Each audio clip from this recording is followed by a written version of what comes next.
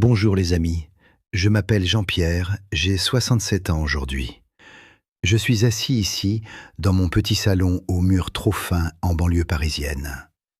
C'est un moment solennel, une sorte de confession brute devant cette caméra qui reste mon dernier témoin fidèle. Avant de plonger dans mon histoire, je vous demande de vous abonner à cette chaîne pour soutenir ma démarche sincère. Pourquoi suis-je ici ? Parce que le monde que j'ai servi autrefois ne me reconnaît plus. C'est un cri de liberté.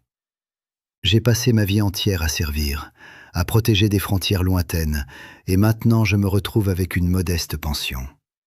C'est une pension de vétérans qui fond littéralement comme neige au soleil aujourd'hui face à cette crise économique mondiale. Vous connaissez sûrement cette sensation oppressante de faire ses comptes chaque matin et de réaliser avec effroi que les chiffres ne s'alignent plus du tout. L'inflation galope furieusement, alors que mon revenu reste désespérément statique. Est-ce vraiment cela, la juste récompense pour une vie de sacrifice ? Chaque passage à la caisse du supermarché est devenu pour moi une humiliation quotidienne insupportable au plus haut point. Je dois calculer mentalement chaque centime pour savoir si je peux m'offrir un simple morceau de viande ou si je dois encore me contenter de pâtes. C'est une violence invisible, un mépris constant pour ceux qui ont bâti ce pays de leurs mains calleuses. Vous êtes-vous déjà senti comme un étranger dans votre propre quartier ? La bureaucratie nous ignore et les prix nous étranglent sans aucune pitié. On nous parle sans cesse de solidarité nationale et de réformes nécessaires, mais la réalité vécue est bien plus sombre et douloureuse.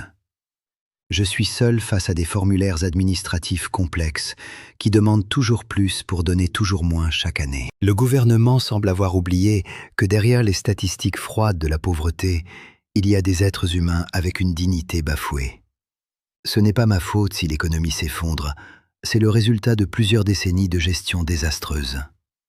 C'est une insulte vraiment grave. Je filme ceci comme un véritable journal de bord, car je ne peux plus garder ce poids immense sur mon cœur de vétéran.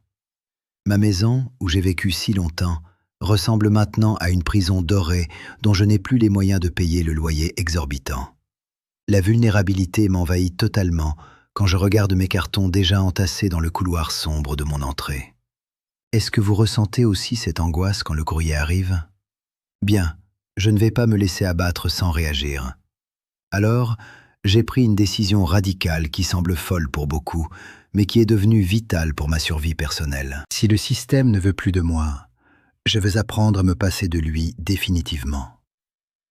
L'autonomie n'est plus un simple choix, c'est une nécessité morale et physique dans ce monde en déroute complète. Je refuse de finir mes jours comme une ombre dans un appartement social, sans aucun avenir. Maintenant, je vais vous montrer ma sortie de ce labyrinthe urbain étouffant. Vous savez, je n'ai jamais été doué pour parler de mes sentiments, mais aujourd'hui, le silence est devenu mon pire ennemi. Je vous livre mes doutes, ma fatigue et mon espoir secret, car je sais que je ne suis pas le seul dans cette galère. Nous devons nous serrer les coudes face à l'adversité systémique. Cette aventure n'est pas seulement la mienne, c'est celle de la dignité humaine. Il est temps de reprendre les rênes de notre vie. À la prochaine, tout le monde, levons-nous ensemble. Eh bien, il faut que je vous dise comment tout cela a vraiment commencé à s'effondrer autour de moi. Au début, c'était juste quelques centimes de plus sur le prix du pain ou de l'essence, des broutilles que l'on ignore poliment. Mais rapidement, cette petite érosion est devenue un glissement de terrain, emportant mes dernières certitudes de citoyen honnête. Comment peut-on travailler toute une vie pour finir par craindre l'ouverture de sa propre boîte aux lettres chaque matin ? C'est une angoisse sourde et permanente. L'inflation n'est pas qu'un simple chiffre abstrait balancé par des experts en costume sur les plateaux de télévision parisiens.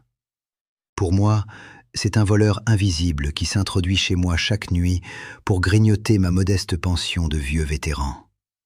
Chaque mois, je constate avec une colère froide que mon pouvoir d'achat diminue, alors que les taxes, elles, ne cessent de grimper. Est-ce vraiment cela que l'on appelle la juste récompense pour avoir servi son pays avec loyauté ? C'est une trahison pure. Alors, j'ai commencé à regarder de plus près ces fameuses règles de zonage qui nous emprisonnent ici. On vous interdit de construire petit, On vous impose des normes absurdes qui profitent uniquement aux grandes entreprises du bâtiment. Le plan local d'urbanisme est devenu mon pire ennemi. Une barrière administrative infranchissable pour quiconque cherche simplement à vivre modestement sur sa propre terre. Pourquoi l'État veut-il absolument contrôler chaque mètre carré de notre existence? C'est une oppression bureaucratique qui m'étouffe et me rend fou. Je me sens comme un paria, un étranger dans ce pays que j'ai pourtant défendu autrefois sous les drapeaux.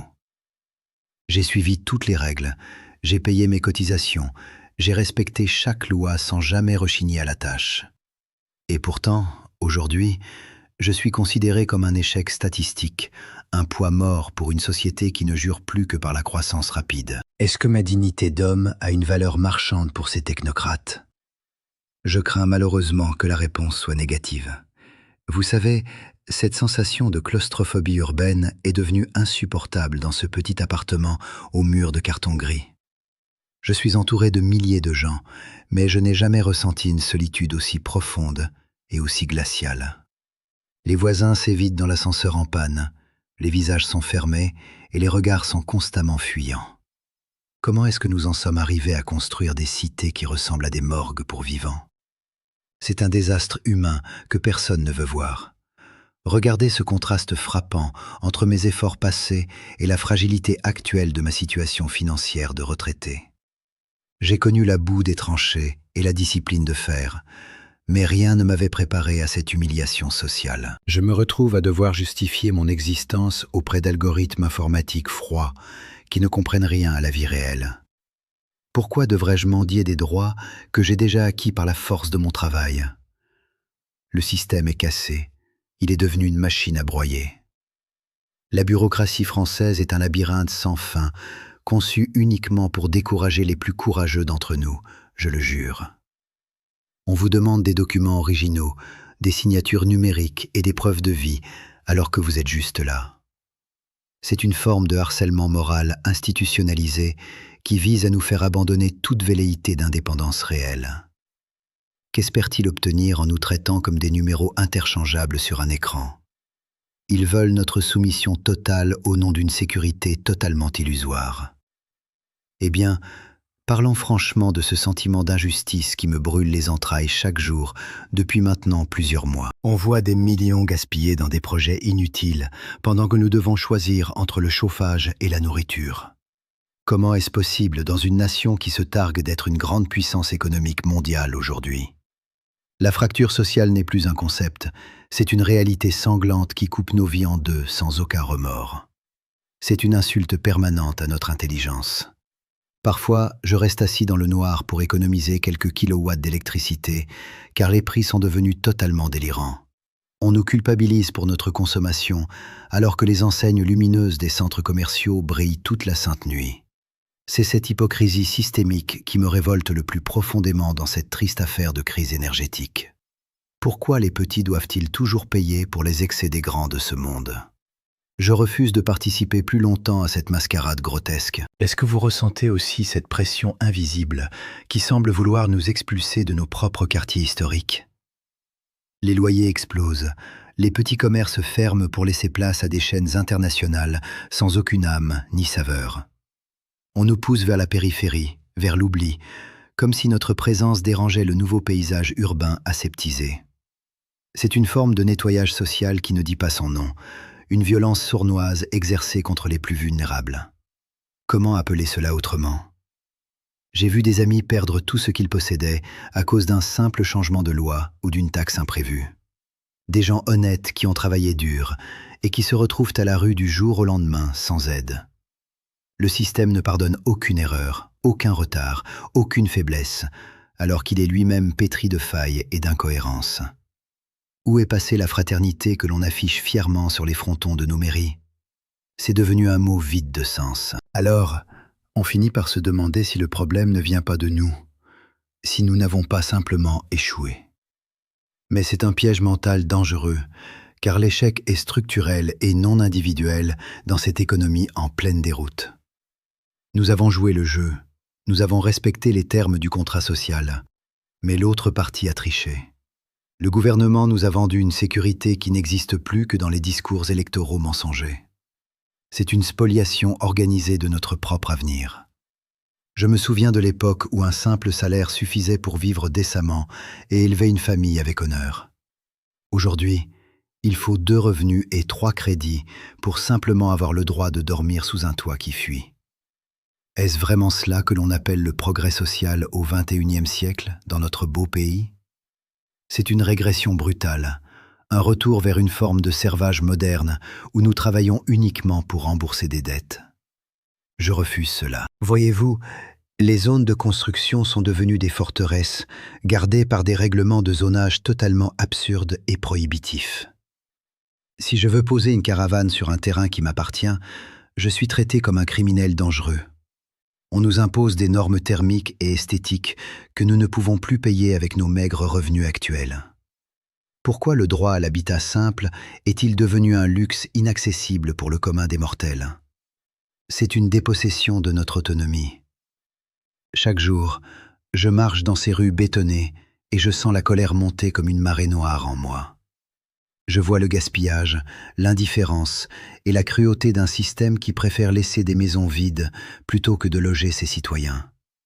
Est-ce là la liberté dont on nous rebat les oreilles à longueur de journée sur les ondes? Une liberté de consommer ou de crever en silence dans l'indifférence générale? J'ai décidé que mon silence s'arrêtait ici, maintenant. La sensation d'être un outcast est devenue ma réalité quotidienne, une peau que je porte malgré moi dans ce quartier. Les gens me regardent comme si j'étais un vestige encombrant d'un monde qu'ils souhaitent oublier le plus vite possible. Je suis le témoin gênant de leur propre fragilité future, le miroir de ce qu'ils deviendront s'ils ne réagissent pas. Pourquoi avons-nous peur de la vieillesse au point de l'ignorer totalement? C'est une lâcheté collective qui nous ronge tous. Eh bien, il est temps de regarder la vérité en face, même si elle est douloureuse et difficile à accepter. On nous a menti sur la sécurité de l'emploi, sur la solidité des retraites et sur la protection de l'État. Tout cela n'était qu'un décor de théâtre pour nous faire avancer, sans poser de questions gênantes sur la direction. Maintenant que le rideau tombe, on réalise que nous sommes seuls sur une scène dévastée. Comment reconstruire quelque chose de vraiment solide? Mon désabafo n'est pas celui d'un homme aigri, mais celui d'un homme qui a ouvert les yeux sur la réalité. Je vois les chaînes invisibles que l'on nous impose sous couvert de modernité et de technologie de pointe. Les impôts augmentent pour financer une machine qui ne nous sert plus, qui nous surveille au lieu de nous aider. Est-ce vraiment pour cela que j'ai risqué ma vie autrefois? La réponse me glace le sang et me pousse à agir. Le contraste entre mes mains calleuses et la froideur des écrans tactiles de l'administration est un symbole de notre époque. On a remplacé l'humain par des interfaces déshumanisées qui ne connaissent pas la pitié ou la compréhension des situations complexes. Je me bats contre des fantômes numériques pour obtenir ce qui me revient de droit après 40 ans de cotisation. Pourquoi devrions-nous accepter d'être dirigés par des machines sans âme? C'est une dérive technocratique que je rejette absolument. Finalement, je réalise que le système ne tombera pas de lui-même. Il va simplement continuer à nous presser jusqu'à l'os. Il n'y a pas de sauveur providentiel, pas de miracle économique à attendre de la part de nos dirigeants actuels. La seule solution est de se retirer, de couper les ponts et de retrouver une forme d'existence souveraine. Dites-moi dans les commentaires si vous ressentez cette urgence de partir aussi.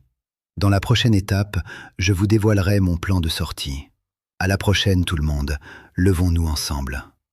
Hier soir, je n'ai pas fermé l'œil de la nuit, fixant ce plafond fissuré qui ne m'appartient plus vraiment. Une énième facture de régularisation trônait sur ma table, comme un défi arrogant lancé par une administration sans visage. C'est là que j'ai compris. Pourquoi continuer à pédaler dans le vide pour nourrir un système qui me méprise ouvertement? Cette insomnie n'était pas de l'angoisse, mais une clarté brutale. Le fil a cassé. Je refuse de consacrer mes dernières forces à éponger leurs dettes injustes et sans aucun fondement moral. Alors, j'ai pris ma décision, une de celles qui changent une vie sans aucun retour en arrière possible. J'ai décidé d'arrêter de jouer à leur jeu truqué une bonne fois pour toutes. Je vends tout, Les meubles, les souvenirs inutiles, cette routine qui m'étouffe. Ce n'est pas une fuite, c'est une reconquête de mon territoire intime. Je préfère être un paria libre qu'un retraité docile qui attend la fin dans la peur constante du lendemain. C'est terminé. Je reprends enfin les commandes de ma vie de vétéran. J'ai déjà mis en vente ma vieille voiture, celle qui ne passe plus leurs normes environnementales absurdes et punitives. Chaque objet dont je me sépare est un poids en moins sur mes épaules fatiguées. Vous n'imaginez pas le soulagement immense que l'on ressent en brisant ces chaînes matérielles. L'argent récolté ne servira pas à consommer, mais à acheter ma liberté réelle, loin de cette banlieue grise. Je vais transformer ma vulnérabilité actuelle en une force d'action concrète et souveraine pour mon avenir personnel et celui de mes futurs compagnons. J'ai trouvé un petit lopin de terre, loin des règlements de zonage qui nous interdisent de vivre simplement.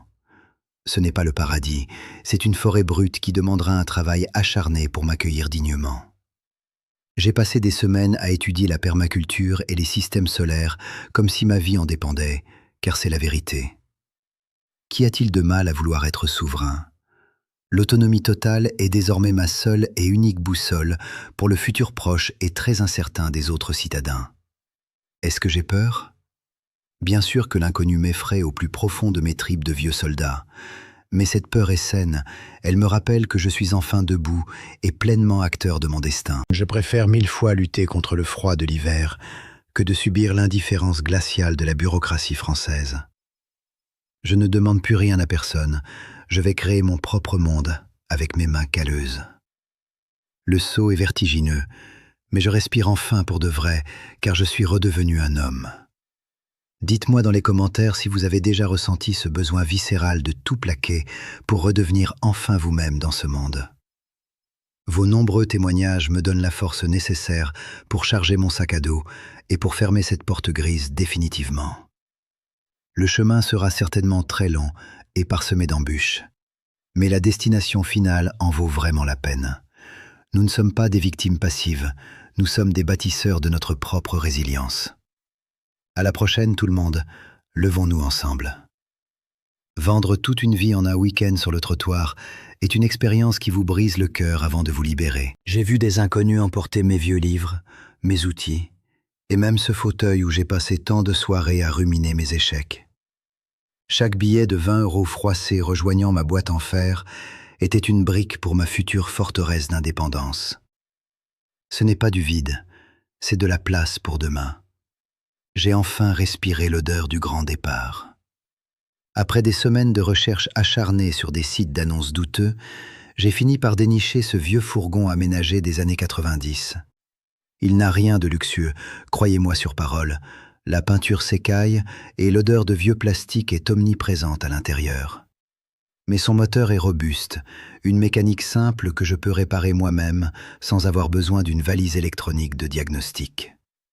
C'est ma nouvelle maison sur roues, mon navire pour traverser cette tempête économique qui nous malmène tous sans aucune pitié. La préparation mécanique a été un véritable calvaire pour mes vieilles articulations de vétéran, mais je n'ai rien lâché. J'ai passé des journées entières allongées sur le goudron froid pour colmater les fuites d'huile et vérifier chaque durite avec une attention maniaque. La liberté ne se donne pas, elle se gagne à la sueur du front et avec les mains couvertes de graisse noire. Ce travail manuel est dur, ingrat, mais il me redonne le sentiment d'exister vraiment. Je ne suis plus un simple dossier administratif. L'aménagement intérieur a demandé une ingéniosité que je ne soupçonnais même pas posséder encore à mon âge avancé. J'ai dû isoler les parois avec du liège et installer un petit poêle à bois minuscule pour affronter les nuits fraîches. Chaque centimètre carré est compté, chaque objet doit avoir une double utilité pour ne pas encombrer cet espace restreint de survie. C'est une discipline de fer qui rappelle mes années sous les drapeaux, une organisation millimétrée pour garantir une autonomie minimale, loin des réseaux. Le moment de rendre les clés de cet appartement sans âme a été d'une brutalité émotionnelle inattendue pour moi. J'ai regardé ces murs gris une dernière fois, en pensant à toutes les factures que j'y ai payées en pure perte. La porte s'est refermée avec un bruit sec, définitif, marquant la fin de mon esclavage urbain et le début de l'aventure. Je suis monté dans mon fourgon, le cœur battant la chamade, prêt à affronter le monde sans aucun filet de sécurité. Enfin libre. Ma première nuit sur la route n'avait absolument rien de romantique ou de confortable, bien au contraire, les amis. Je me suis garé sur un parking de zone industrielle lugubre, bercé par le bruit lointain des camions de livraison. Le froid s'est infiltré partout, malgré mes efforts d'isolation, et j'ai dû me couvrir de 3 couvertures de laine épaisse. On ne devient pas autonome en claquant des doigts. C'est un apprentissage rugueux qui demande une patience infinie et une volonté de fer inoxydable. Je parcours maintenant les routes secondaires de la France profonde, scrutant chaque bosquet et chaque panneau à vendre avec espoir. Je cherche cette terre qui acceptera mon projet sans me demander de compte ou des permis de construire impossibles à obtenir. La fatigue est là, tenace, mais elle est saine, car elle provient d'une quête réelle pour ma propre dignité. Les défis logistiques sont nombreux, entre le ravitaillement en eau et la gestion de l'énergie solaire, mais je progresse chaque jour un peu. Cette transition physique est un dépouillement nécessaire pour retrouver l'essentiel de la vie humaine dans ce chaos ambiant. Je ne regrette rien, même quand mes mains tremblent de froid ou que je doute de ma réussite finale. La liberté exige un travail constant, une vigilance de chaque instant sur ses propres besoins et sur son environnement direct. L'apprentissage de l'autonomie est une école de l'humilité où chaque erreur se paie cash, mais où chaque réussite procure une satisfaction immense et indéfectible. Chaque kilomètre parcouru vers le sud m'éloigne un peu plus de cette angoisse systémique qui m'étouffait autrefois en ville. Je redécouvre le plaisir de conduire sans but précis, de m'arrêter au bord d'une rivière pour simplement écouter le courant. Ce n'est pas des vacances, car je dois sans cesse surveiller mes niveaux de batterie et mes réserves de nourriture sèche. Mais cette responsabilité directe sur ma propre existence est le plus beau cadeau que je pouvais m'offrir aujourd'hui à 67 ans. Hier, j'ai dû réparer une crevaison sous une pluie battante sur le bord d'une départementale déserte et boueuse. J'ai réussi à changer cette roue tout seul, malgré mes douleurs lombaires persistantes et le vent glacial. C'est dans ces moments de galère que l'on réalise la force que nous possédons tous en nous. Dans la prochaine vidéo, je vous montrerai enfin le terrain que j'ai trouvé après tant de recherches acharnées. À la prochaine tout le monde, levons-nous ensemble mes chers amis. Je me tiens enfin ici, au milieu de cette clairière baignée par la première lumière du jour. L'odeur de la terre humide et de l'humus remplace définitivement les gaz d'échappement de ma banlieue grise. Le silence est si profond qu'il me donne presque le vertige après tant d'années de vacarme urbain incessant. Je pose mes mains calleuses sur l'écorce rugueuse d'un chêne centenaire et je sens une connexion que je croyais perdue. C'est ici que ma nouvelle vie commence vraiment, loin des regards froids. Cette nuit a été glaciale sous ma bâche de fortune, mais je n'ai jamais ressenti une telle sérénité intérieure. En fixant les braises de mon petit feu, j'ai réalisé que ma prétendue défaite sociale était en réalité ma plus grande victoire. Le système m'a rejeté, pensant me briser, mais il m'a simplement rendu ma liberté la plus pure et la plus sauvage. Je ne suis plus un numéro sur un écran de bureaucrate, je suis redevenu un homme souverain. Ici, aucune taxe ne peut m'atteindre sans mon consentement. J'ai dû dégager ce chemin boueux à la force du poignet ce matin, car le fourgon s'était embourbé profondément. Mes muscles hurlent de douleur et mes articulations grincent, mais cette fatigue physique est une bénédiction comparée au stress mental parisien. Chaque effort que je fournis est destiné à ma propre survie, et non à enrichir des actionnaires anonymes ou des technocrates distants. C'est une catharsis émotionnelle brute. Je transforme ma vulnérabilité en une autonomie concrète, pas à pas, sous ce ciel immense qui m'accueille enfin. Regardez ce paysage. C'est mon nouveau bureau, ma nouvelle banque et mon nouveau sanctuaire contre la folie du monde. L'inflation galope là-bas, mais ici, la valeur se mesure en bois sec et en eau potable récupérée avec patience. Pourquoi avons-nous accepté de vivre dans des cages en béton, alors que la dignité se trouve dans cette simplicité volontaire? Je n'ai plus peur de l'avenir, car je le construis enfin de mes propres mains calleuses. Cette paix n'a aucun prix marchand pour moi. Demain, je commencerai à poser les fondations de ma cabane avec le bois de récupération que j'ai patiemment entassé. Restez connectés pour voir comment un vieux soldat transforme une forêt sauvage en un foyer chaleureux et résilient. N'oubliez pas de partager vos propres réflexions dans les commentaires ci-dessous, car votre soutien est mon moteur quotidien. Nous ne sommes pas seuls dans cette quête de vérité et de liberté réelle. À la prochaine tout le monde. Levons-nous ensemble pour reconstruire notre dignité. Alors voilà la grande leçon que j'ai tirée de cette traversée éprouvante au cœur de la solitude. La véritable sécurité n'est pas un chiffre sur un compte bancaire ou une promesse gouvernementale griffonnée sur un papier glacé. Elle réside dans notre capacité à faire pousser notre propre nourriture, à capter l'eau du ciel et à réparer ce qui se brise. Le système nous a menti en nous vendant une protection illusoire qui s'évapore à la moindre crise économique majeure. Aujourd'hui, je me sens enfin protégé et libre. L'autonomie n'est pas seulement une technique de survie, c'est avant tout une posture morale et une reconquête de notre dignité d'homme. Quand vous ne dépendez plus de leur réseau pour vos besoins vitaux, vous retrouvez une voie que personne ne peut faire taire. Pourquoi devrions-nous mendier des miettes alors que la Terre nous offre tout si nous acceptons de travailler avec elle avec honnêteté? C'est ce pouvoir d'agir qui nous rend invincibles face à l'oppression bureaucratique et à l'inflation galopante qui dévore nos vies. Mais attention, cette quête de souveraineté ne signifie pas que nous devons rester isolés dans notre coin de forêt sombre. La résilience individuelle est le socle, mais la solidarité entre nous est le ciment qui nous permettra de tenir bon. Je vous invite donc à partager vos propres récits de résistance dans les commentaires sous cette vidéo. Racontez-moi vos doutes, vos victoires et vos projets pour quitter cette matrice urbaine qui nous étouffe. Vos mots sont des ponts entre nos solitudes et une force collective immense. Nous sommes bien plus nombreux que ce que les médias veulent nous faire croire dans leurs journaux télévisés aseptisés. Partout, des hommes et des femmes se réveillent et décident de reprendre les rênes de leur propre existence avec un immense courage.